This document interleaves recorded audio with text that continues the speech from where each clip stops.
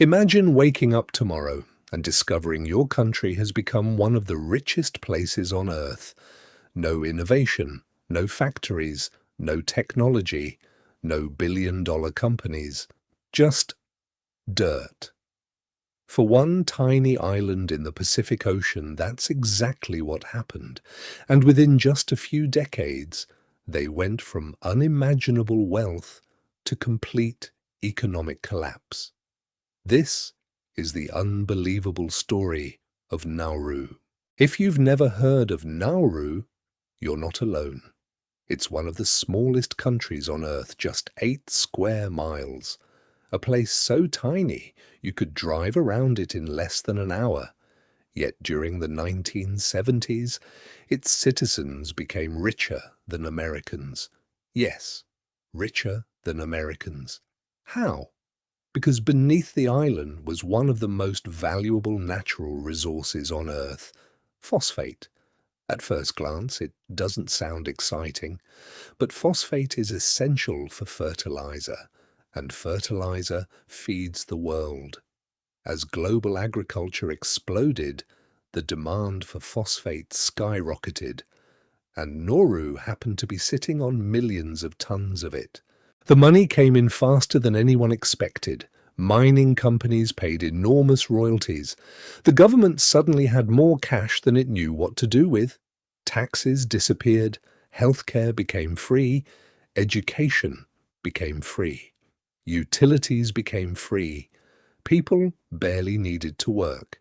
Luxury cars began filling the roads. Even though the island had only one main road, it became one of the places with the highest number of luxury vehicles per person anywhere on Earth.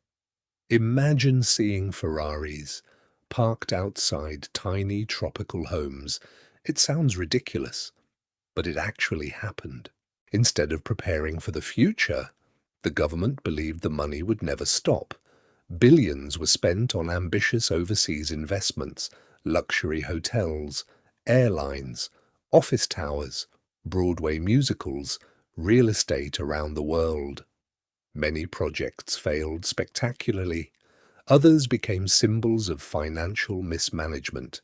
At home, the mining continued, day after day, year after year, until almost nothing remained. Here's the problem with digging up your wealth. Eventually, you run out.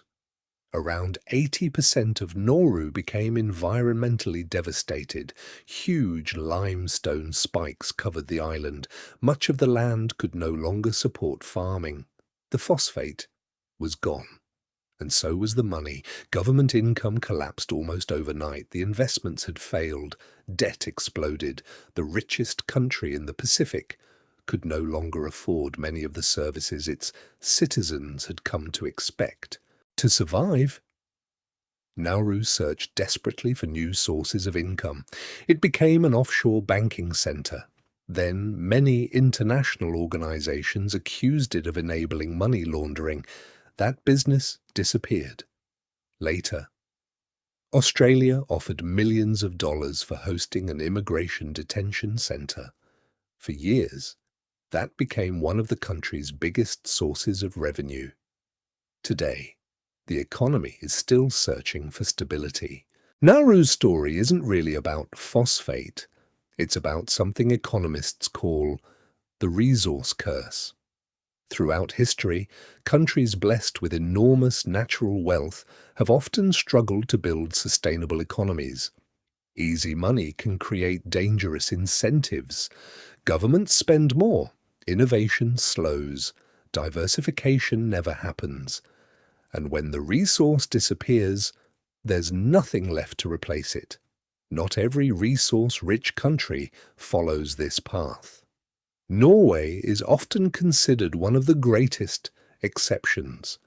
By investing oil revenues into one of the world's largest sovereign wealth funds, it transformed temporary wealth into permanent prosperity. Nauru chose a different road and paid an extraordinary price. It's easy to think economic collapse only happens because countries are poor, but sometimes It begins when countries become too rich, too quickly. Nauru became one of the wealthiest nations on Earth without building an economy. And when the money stopped, reality arrived. The island is still there, the phosphate is mostly gone, but its story remains one of the greatest economic lessons the world has ever seen. Because sometimes the easiest money can become the most expensive mistake. The world's biggest economic stories are rarely the ones making headlines. They're hidden beneath history, politics, and the decisions that quietly shape our lives. If that's the kind of documentary you enjoy, subscribe to Scott's Economics and join us every week as we uncover the stories behind the world's greatest fortunes, biggest failures, and most fascinating economies. If you enjoyed this documentary, leave a like and share it with someone who loves understanding how the world really works. Until next time, stay curious.